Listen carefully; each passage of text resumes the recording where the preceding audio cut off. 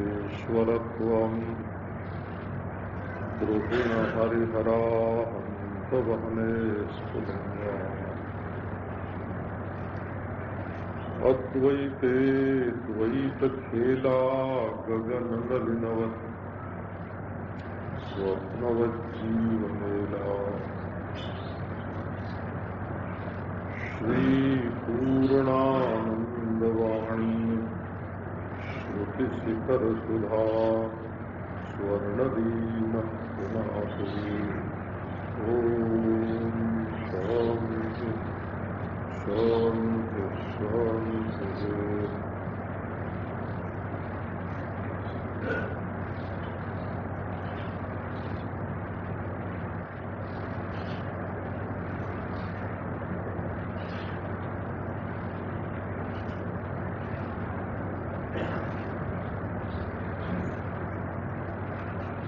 नारायण देखो एक रहस्य,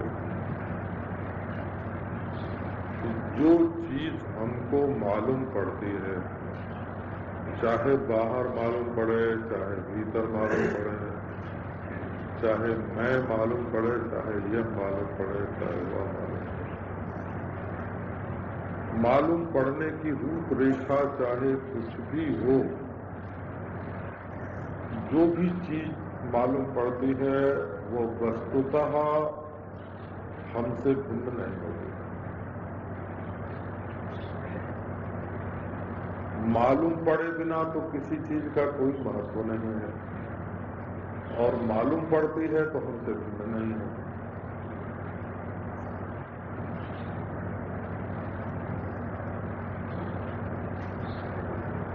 उसकी अस्थि भांति प्रिय जितना भी उसका रूप है वो सब हमारा ही है।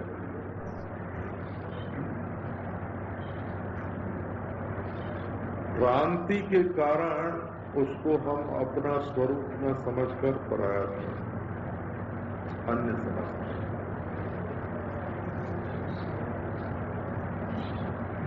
अब फिर उससे डरते हैं, उससे बचते हैं, उससे आसक्ति करते हैं, उसके साथ मरते हैं, उसके साथ जीते हैं।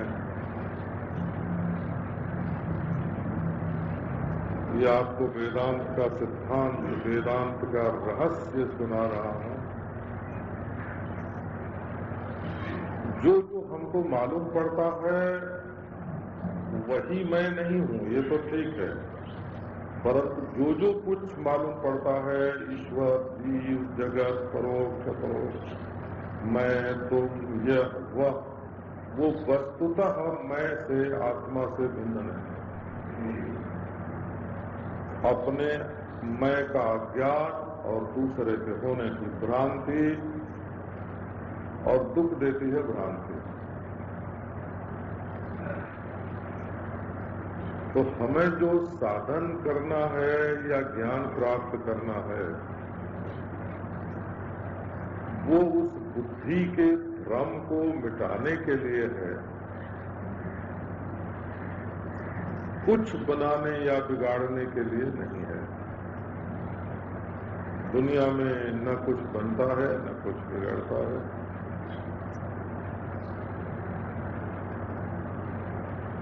यदि ये बात आपके मन में बैठ जाए कि मैं मरता नहीं हूं,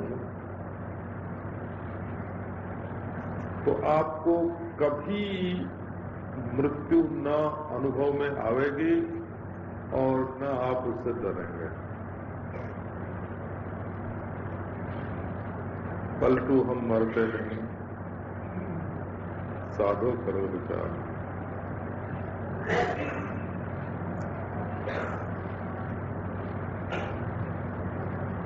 तो मूल में बात यह है कि हमारे भय का विनाश होना चाहिए,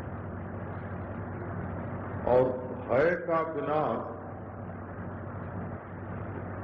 लोगों की भीड़ में रहने से नहीं होता है। आप देख लो, ये ख्याल होगा इसमें कोई खुफिया पुलिस का आदमी न हो, इसमें हमारा कोई दुश्मन न हो, मारने वाला न हो, भीड़ में भी नहीं होता है। मैंने दोनों जगह रह के देखा है बोला, भीड़ में शंका होती है कि इनमें हमारा कोई दुश्मन हो, और एकांत में रह के तो भूत प्रेत पिशाच का भी डर लगता है कि शायद कोई आ जाए। एकांत में जाने से भी डर की निवृत्ति नहीं होती। अच्छा, किसी से हमारा प्रेम हो जाए तो प्रेम होने से भय की निवृत्ति हो जाती है। जी प्रेम होगा तो भय की निवृत्ति हो जाएगी, हम उससे प्रेम करेंगे। प्रेम होगा तो भय काहे को होगा। बोले देखो, प्रेम में अपने लिए भय नहीं होता, लेकिन जिससे प्रेम होता है उसके लिए भय होता है कि ये कहीं बिछुड़ न जाए, ये कहीं मर न जाए, ये कहीं बेवफा न हो जाए, है? इसका कोई नुकसान न हो जाए। बहुत प्रेम होगा तो ये भय होगा कि इसका कहीं नुकसान न हो जाए। तो एकांत समाधि भी निर्भय पद नहीं है,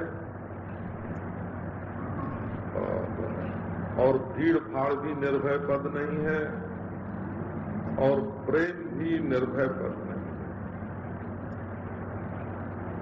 जब तक अन्य की भ्रांति नहीं मिटेगी, जो कि अपने स्वरूप के अज्ञान से है,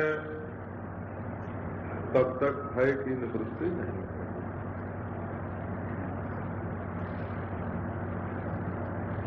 दूसरा है ही नहीं,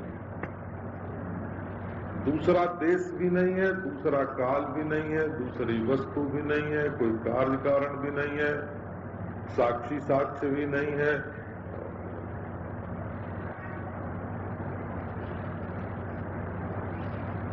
तब तो फिर संपूर्ण भय की निवृत्ति के लिए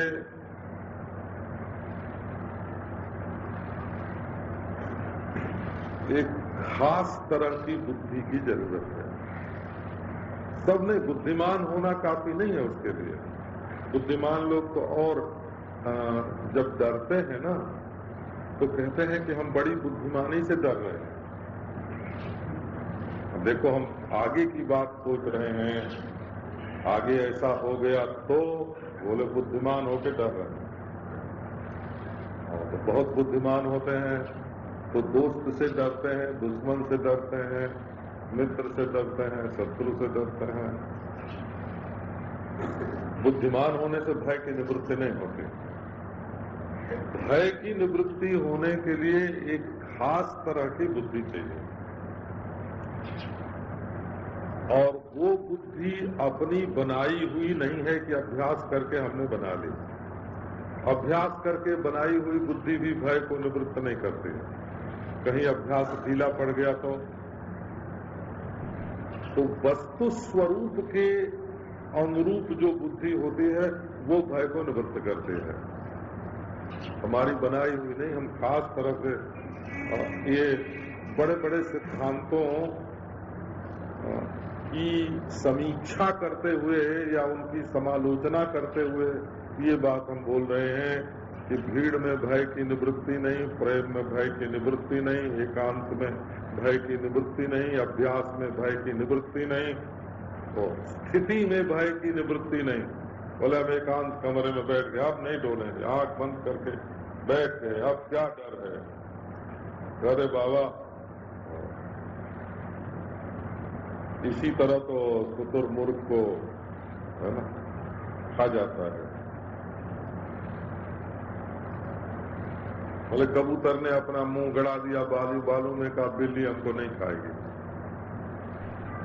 तो बालू में मुंह गड़ाने से डर नहीं मिटता है। ये हमने अलग अलग सिद्धांतों की बात करी हो, भीड़ वाला सिद्धांत, एकांत वाला सिद्धांत, प्रेम वाला सिद्धांत, अभ्यास वाला सिद्धांत, स्थिति वाला सिद्धांत, ये सब सिद्धांत हैं। इनसे भय की आत्यंतिक निवृत्ति नहीं। तो उसके लिए चाहिए एक खास तरह की बुद्धि, और जो बुद्धि हमारी बनाई हुई न हो, परमार्थ सत्य सच्चाई के अनुरूप। ये उसमें शर्त है कि वो बुद्धि भी बोले हमने ऐसी बुद्धि बना ली। अरे तुम्हारी बुद्धि बनाई हुई काम नहीं देगी। वस्तु तंत्र जो बुद्धि होगी वो काम देगी, कर्तृतंत्र जो बुद्धि होगी वो काम नहीं देगी। अच्छा जी, तो आओ, कैसे भय के निवारण के लिए कौन सी बुद्धि चाहिए? वेदांतार्थ विचारेण जायते ज्ञानमुत्तमम् तेनात्यंतिक संसारो दुःखनाशो भवत्यनु। अस्त्युपायो महान कश्चित् संसार भय नाशना। संसार नहीं है, संसार का भय है। संसार नहीं मिटाना है, संसार का भय मिटाना है। इसमें फर्क पड़ता है। चित्त का निरोध नहीं करना है, वृत्ति का निरोध करना है। इसका नाम योग है। चित्त तो जोगी का भी रहेगा, नहीं तो शरीर कहां से रहेगा। चित्त नहीं, चित्त वृत्ति का निरोध होता है जैसे योग में, वैसे वेदांत में संसार का नहीं, संसार के भय का नाश होता है। और भय तो हमारी बुद्धि में रहता है। ऐसा कभी मत समझना कि यदि वेदांत का ज्ञान हो जाएगा तो संसार का नाश हो जाएगा, हमारा रुपया पैसा, बेटी बेटा, धन मकान, इनका भान ही नहीं होगा। हाय हाय, ऐसा वेदांत लेके हम क्या करेंगे? ऐसे मत करना। योगिनो विभ्यति यस्माद् भये भयदर्शिनः। तो निर्भय पद की प्राप्ति है।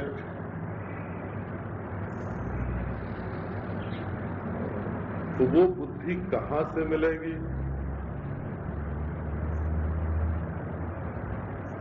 हमको याद है, एक नागपुर में बड़े अच्छे वेदांत के ज्ञाता थे, अच्युत मुनि जी के शिष्य।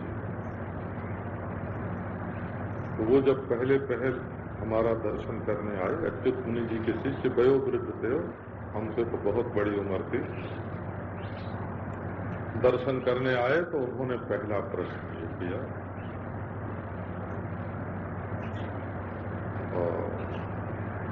कि वेदांतार्थ विचार के बिना और किसी उपाय से मनुष्य का परम कल्याण हो सकता है कि नहीं?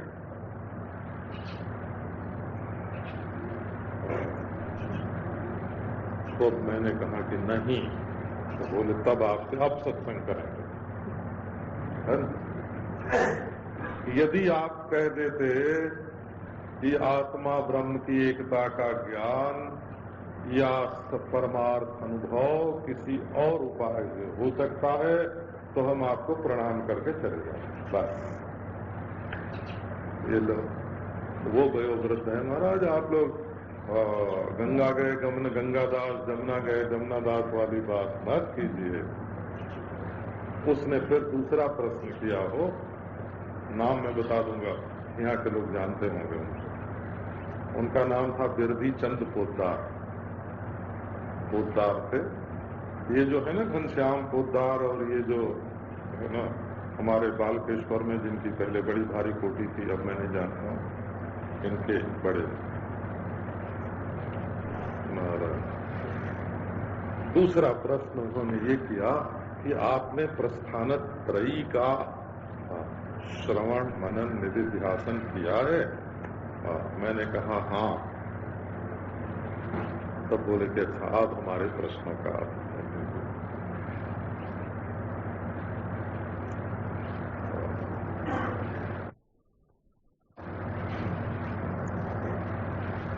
ये वेदांत की बात है। वेदांती लोग ये नहीं मानते हैं कि उससे भी हो जाएगा, उससे भी हो जाएगा, उससे भी हो जाएगा। और बौद्ध सिद्धांत सुना, बोले ये भी वेदांत है। जैन सिद्धांत सुना, बोले ये भी वेदांत है। सांख्य सिद्धांत सुना, बोला ये भी वेदांत है। सबका नाम वेदांत नहीं होता है। वेदांतार्थ विचारेण जायते ज्ञानमुत्तमम् तेनात्यंतिक संसार दुःखनाशो भवत्यनु। वेदांतार्थ का विचार कीजिए। जिनको जिज्ञासा ही नहीं है, मुमुक्षा ही नहीं है, गंगा गए गंगादास, जमुना गए जमुनादास, है ना, उनसे क्या बात करना।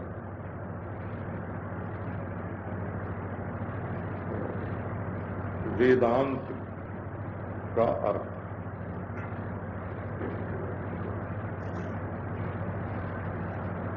वेद तो आप जानते हैं।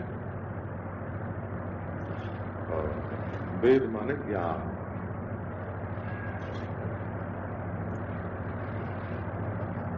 वेद माने इतनी बड़ी पोथी नहीं। वेद माने मंत्रों का समूह नहीं।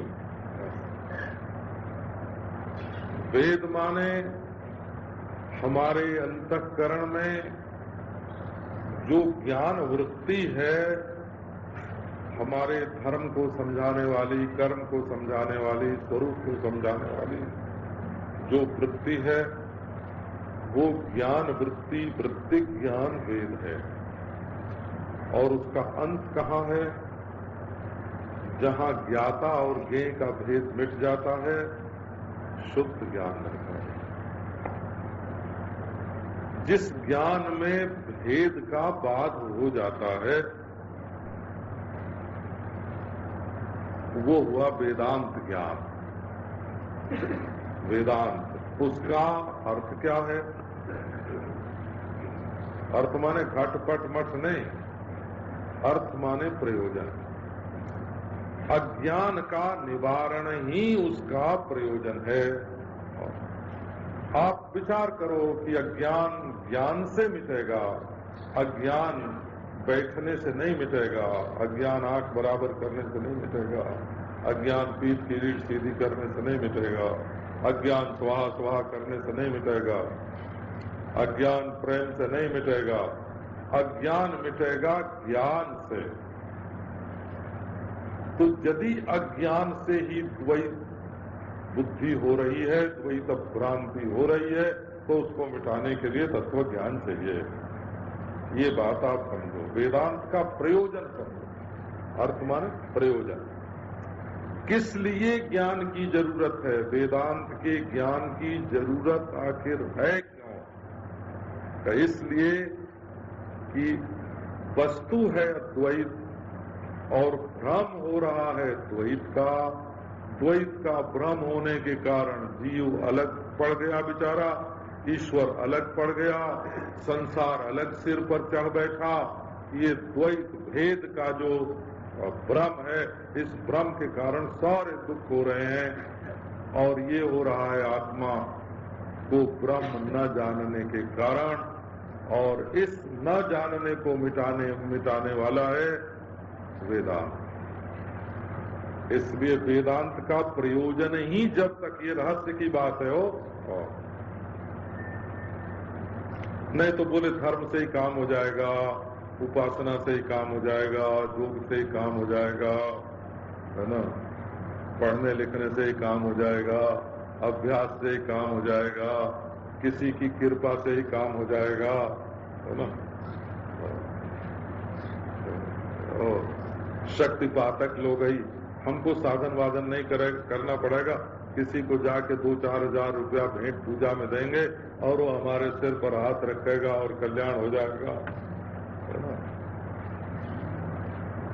ये कृपा से बात होने वाली नहीं है, है ना। वेदांत का प्रयोजन समझो कि ये काम बिना वेदांत के हो ही नहीं सकता, और यदि हो सकता है तो भी आप वेदांत को स्पर्श मत कीजिए, कृपा रखिए, आप उसको छूइए मत, हम आपको और रास्ता बता देते हैं। जाइए आप नरीमान पॉइंट के सिरे पर जाके समुद्र के ओर मुंह करके बैठ जाइए। अब बोले तरंग देखने का आनंद आ रहा है, क्या बढ़िया। तो वेदांत का एक प्रयोजन है, एक उसका अभिप्राय है, और वो काम सिवाय वेदांत के और किसी से नहीं होता। इससे उत्तम ज्ञान की प्राप्ति होती है।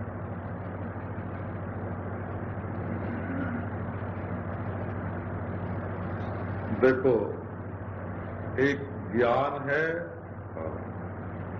एक उत्तर ज्ञान है और एक उत्तम ज्ञान है।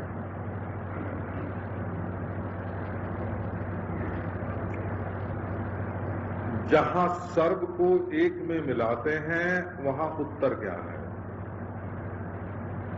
और बहुत लोग आजकल वो पढ़ते हैं ना, क्या नाम, कश्मीरी शैवों का सिद्धांत या वल्लभाचार्य का सिद्धांत। वल्लभाचार्य भगवान का सिद्धांत है कि एक भगवान में मैं और यह सब मिल जाता है और वही मैं और यह के रूप में प्रकट होते हैं। तो सब भी है, भगवान भी है, भगवान ही सब है। देखो, एक सिद्धांत, ये उत्तर सिद्धांत है। जीव ईश्वर जगत अलग अलग हैं, ये तो साधारण ज्ञान है। और ईश्वर है ही नहीं, आत्मा है ही नहीं, ये तो मूर्खता का ज्ञान है। ईश्वर है ही नहीं, आत्मा है ही नहीं, ये मूर्खता का, ये मूर्खता है, ये ज्ञान नहीं है।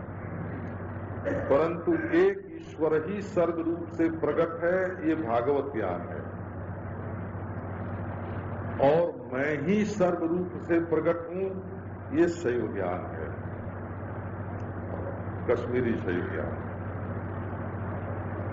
और वेदांत ज्ञान में बोले जहां सर्व है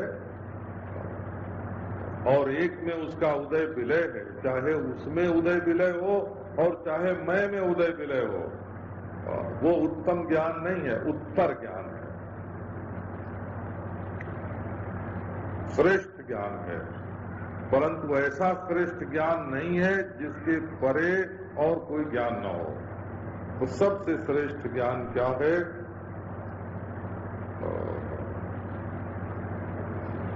जहां सर्व नहीं है, स्वयं है। वेदांतार्थ विचारेण जायते ज्ञानमुत्तमम्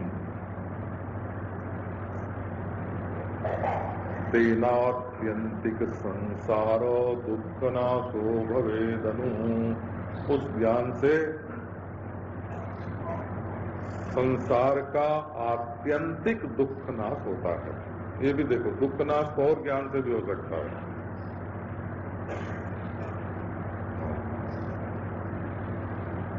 आपको बेईमानी का रुपया घर में आया हो और सता रहा हो और वो आप धर्म के काम में लगा दीजिए तो आपको एक संतोष होगा,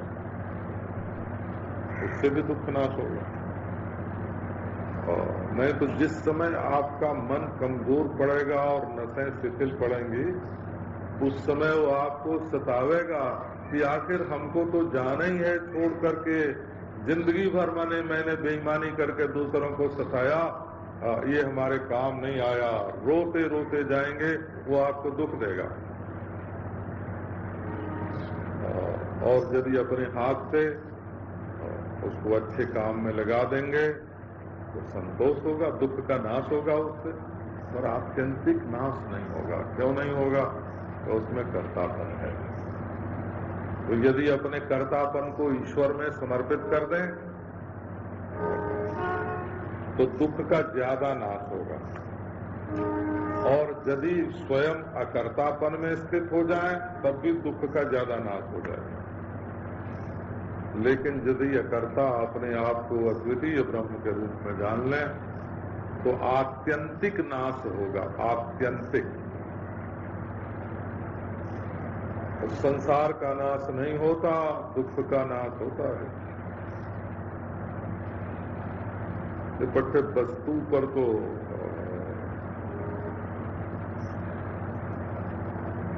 वस्तु पर विश्वास करते हैं, क्रिया पर विश्वास करते हैं।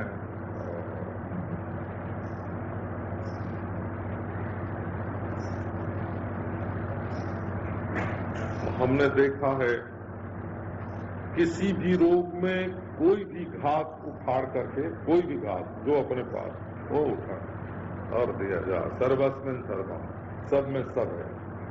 अरे जागरे जाग, इस रोग को मिटाने वाली ताकत इसी घास में आ जाए। और महात्मा ने संकल्प किया, हो गया। हमने प्रकृति पर जिन्होंने विजय प्राप्त किया था उन महात्माओं को देखा है। बोला हमने देखा है फूंक दिया और बादल आ जाए, बरसने लगे।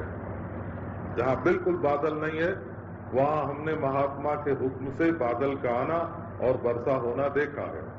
और जहाँ बिल्कुल बादलों ने घेर लिया है, हम नदी के भीतर नाव पर एकदम गिर गए, हुक्म दिया और बादल फट गए, चांदनी हो गया, छटक गई। परंतु इससे संसार के दुख का नाश नहीं होता है, क्योंकि दुख होता है भीतर, बाहर होता ही नहीं है। बुद्धि के सेठ जयदयाल जी गोयनका थे तो ऐसे बोलते थे, हृदय के अंदर के भीतर के बीच के माए है ना, हाँ बीच के माए। हाँ दुख कहाँ होता है? दुख तो अपने दिल में होता है, बाहर होता नहीं। तो जिस चीज की पहुंच आपके दिल में होगी ना, और वो जितनी स्वाभाविक होगी, जितनी अविनाशी होगी, जितनी स्वरस होगी, दुख को उतना बड़ा मिटा देगी। देखो गीता में दुख संयोग वियोगम योग संगतम कहा, आपके ध्यान में होगा। तम विद्या दुख संयोग वियोगम दुख योग संगतम। दुख वियोगम योग संगतम क्यों नहीं कह दिया? कि दुख का वियोग ही योग है। खास चमत्कार तो ये किया उन्होंने कि वियोग का नाम योग है। बोले किसका वियोग? बोले दुख का वियोग। करना ना, ऐसा मत समझना, भूल मत करना। दुख संयोग वियोगम, दुख तो है परंतु उसके संयोग का वियोग हो गया। माने दुख भी है, मैं भी हूँ, परंतु उसका वियोग हो गया। संयोग का वियोग हुआ, दुख का वियोग नहीं हुआ, संयोग का वियोग हुआ।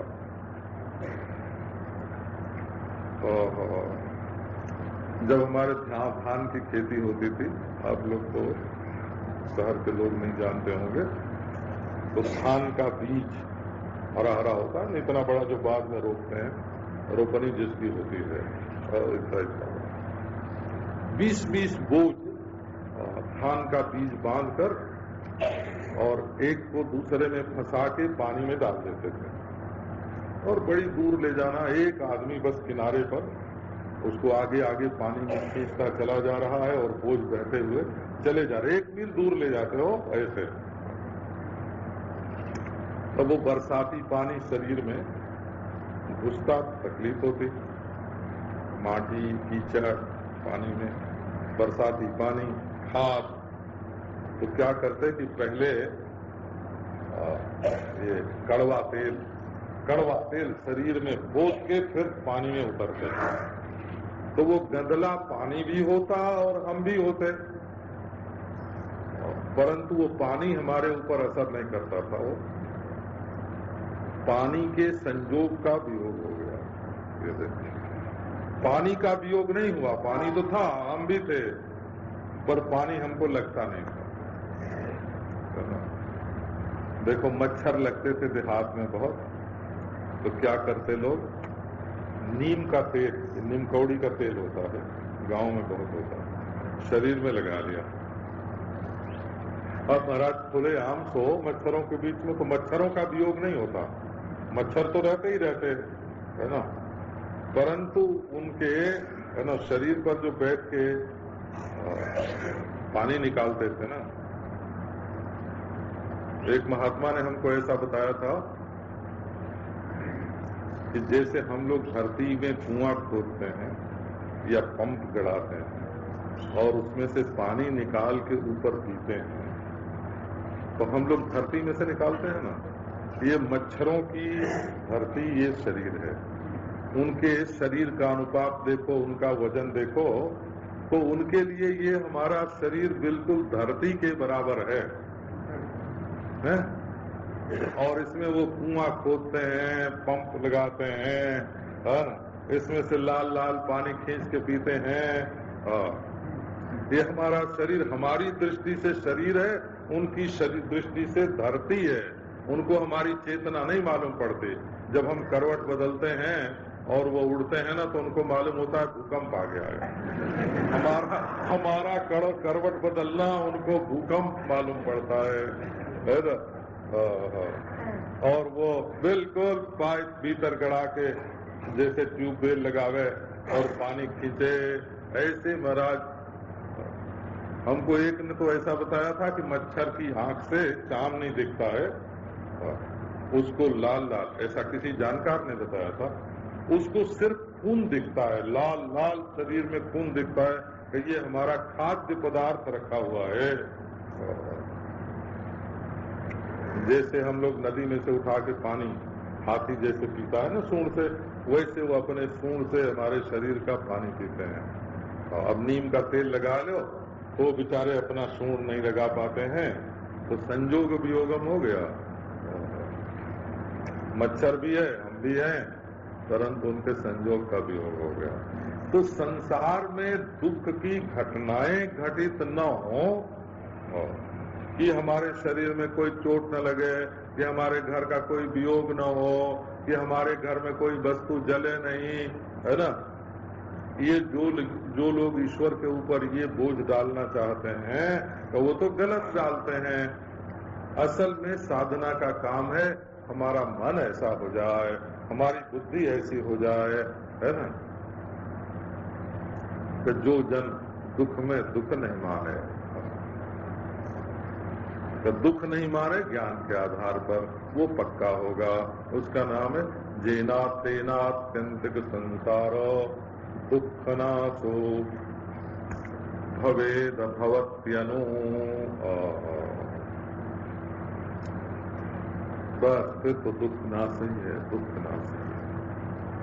श्रद्धा भक्ति ध्यान योगान मुमुक्षो मुक्तेर हेतून भक्ति साक्षात् श्रुतेर्गीः यो वा एतेष्वेव तिष्ठति अमुष्य मोक्षो विद्या कल्पिता देहबन्धात्। अब कहते हैं भाई, श्रुति की वाणी, श्रुति की वाणी साक्षात बोलती है, साक्षात भक्ति। श्रुतेर ही साक्षात भक्ति। किम भक्ति? वेदवाणी साक्षात कहती है। क्या कहती है? कि श्रद्धा भक्ति ध्यान योगादवैः। तुम परमात्मा को जानना चाहते हो तो अपने ज्ञान में 3 बात लगाओ। वो क्या है? श्रद्धा, भक्ति और ध्यान।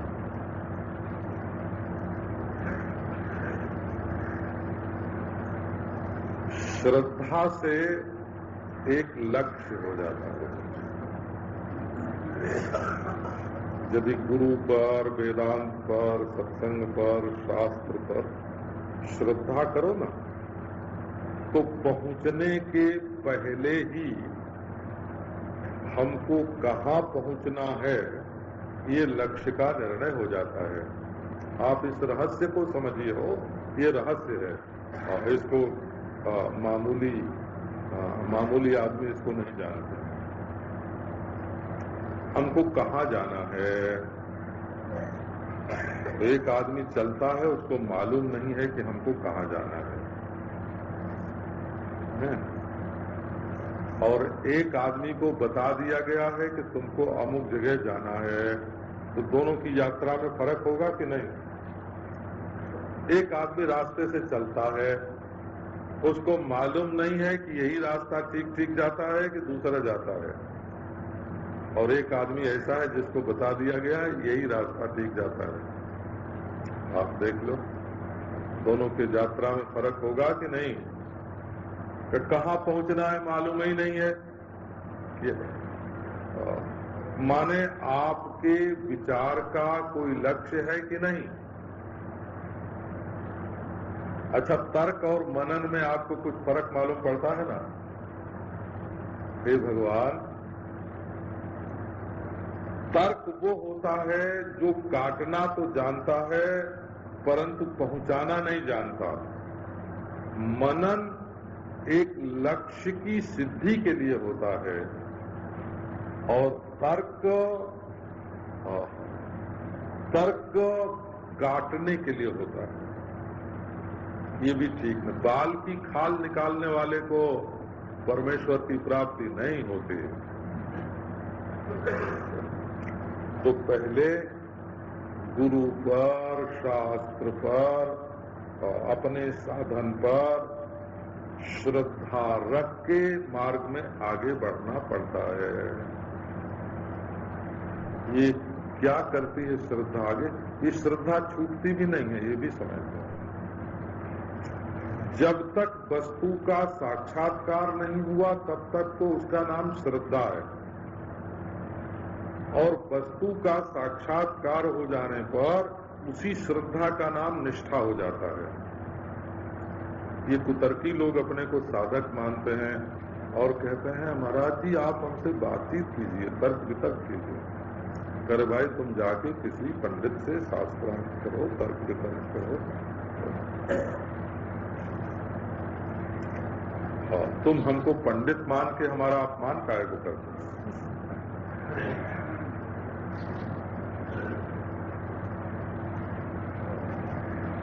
महात्मा को पंडित मानकर उससे तर्क वितर्क करना उसका अपमान, इसका तो अपराध होता है। वो अपराध है। लो जाओ, तर्क वितर्क करना हो किसी मित्र से करो तो ठीक है। पंडितों से बात करना दूसरी चीज है और महात्माओं से बात करना दूसरी चीज है। पंडित की बात सुनकर आप उसको काटने के लिए तर्क भी कर सकते हैं। महात्मा की बात सुनकर उस पर मनन किया जाता है।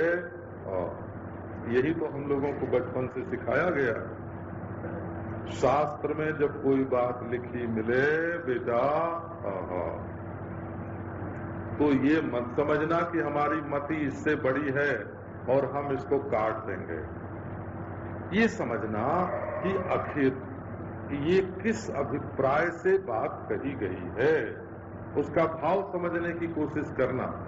मनन सुनी हुई बात का अनुकूल चिंतन है। श्रवण का के अनुकूल चिंतन का नाम मनन है और श्रवण के प्रतिकूल चिंतन का नाम तर्क वितर्क है। युक्ति से आज तक न कोई बात सिद्ध हुई है न हो सकती है। अपने अपने पंथ वाले युक्तियों का बोझ टोकरा सिर पर लिए हुए घूमते हैं। युक्ति से कोई बात सिद्ध नहीं होती। इसलिए पहली बात श्रद्धा।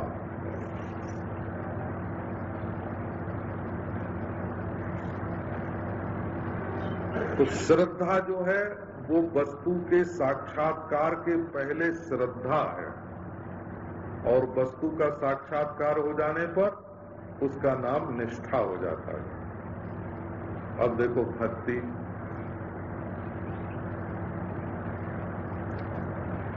बोले भक्ति चाहिए। भक्ति माने बारंबार बारंबार प्रेम से बुद्धि के द्वारा उसका सेवन करो। तो ये क्या होगा? ये उस वस्तु के सिवाय दूसरे से वैराग्य दे देगी। तो जब तक साक्षात्कार नहीं हुआ है तब तक तो भक्ति वैराग्य देगी, और वस्तु का साक्षात्कार हो जाने पर आपको बिल्कुल असंग कर देगी और जीवन मुक्ति का विलक्षण सुख देगी। तत्व साक्षात्कार के पहले उसका जिसका नाम भक्ति है उसी का तत्व साक्षात्कार के बाद जीवन मुक्ति का विलक्षण सुख उसका नाम है। बोले जो काय का योग का ध्यान योगात, ध्यान करो। तो वेदांत की ये रीति है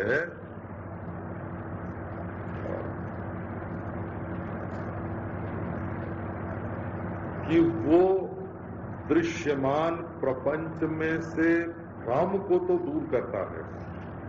ये जो दुनिया दिख रही है, मैं तुम यह वह नरक स्वर्ग ईश्वर पाप पुण्य धर्म अधर्म राग द्वेष जो कुछ मालूम पड़ रहा है, इसमें इसका भान होना वेदांत की रीति से दूसरी वस्तु है, और इसमें सत्य का भ्रम होना दूसरी चीज है। नीलिमा का भासना दूसरी चीज है और उसको सत्य समझना दूसरी चीज है।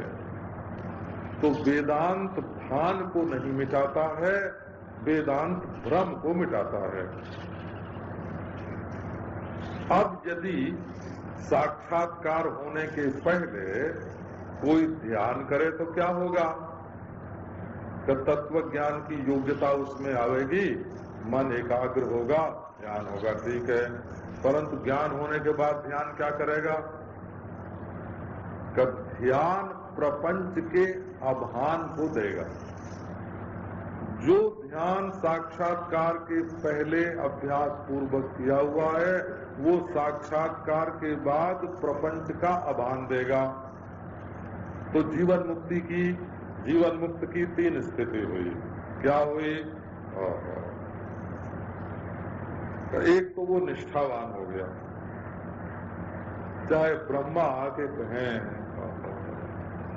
कि ऐसा नहीं ऐसा, उसकी श्रद्धा निष्ठा बन चुकी है, वो अडिग है। एक बार एक भगत राज ने हमारा हाथ पकड़ा, बड़े भारी भगत थे, दुनिया में मशहूर, हाथ पकड़ा, ले गए काम। बोले कि स्वामी जी, शंकराचार्य जिसको प्रणाम करते हैं उसने हमसे कहा है कि अभेद सिद्धांत गलत है। ऐसा हमारा हाथ पकड़ के वो तो चीले ही बनाना चाहते थे। मैंने कहा देखो भगत जी, तुम्हारे शंकराचार्य और शंकराचार्य जिसको प्रणाम करते हैं तो ये सब हमारे स्वप्न पुरुष हैं, है ना। हम शंकराचार्य के कहने से नहीं मानते हैं कि अद्वैत सिद्धांत है ना। उन्होंने कहा है ठीक, लेकिन हम उनके कहने से नहीं मानते। हमारा अनुभव है,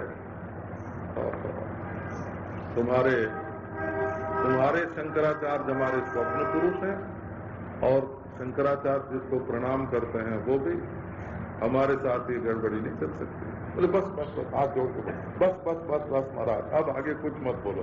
बस बस बस बस हो गया। हाथ जोड़ने लगे, बस बस। तो देखो आपको सुनाते हैं, श्रद्धा निष्ठा देती है, चाहे प्रपंच भान हो चाहे न हो, हम तो ब्रह्म ही हैं। भान हो तब भी ब्रह्म। और भक्ति देती है असंगता, कहीं भी राग द्वेष करने योग्य नहीं है। और ध्यान देता है आभार। तो 3 भूमिका आपकी बनेगी। चतुर्थ भूमिका बनेगी श्रद्धा और निष्ठा से। श्रद्धा के परिणाम, श्रद्धा के परिपाक, निष्ठा से बनेगी चौथी भूमिका। और भक्ति से व्यवहार करते हुए भी असंगता से बनेगी 5वीं भूमिका। और ध्यान से बनेगी 6ठी भूमिका अभान की। साक्षात्कार होने के पहले इनका नाम श्रद्धा, भक्ति, ध्यान है और साक्षात्कार होने के बाद इनका नाम निष्ठा, निवृत्ति और प्रपंच का अभान है। ऐसे भी कर सकते हैं कि चतुर्थ भूमिका को बीच में रख लें तो 3 भूमिका साधन की और 3 भूमिका सिद्धि की।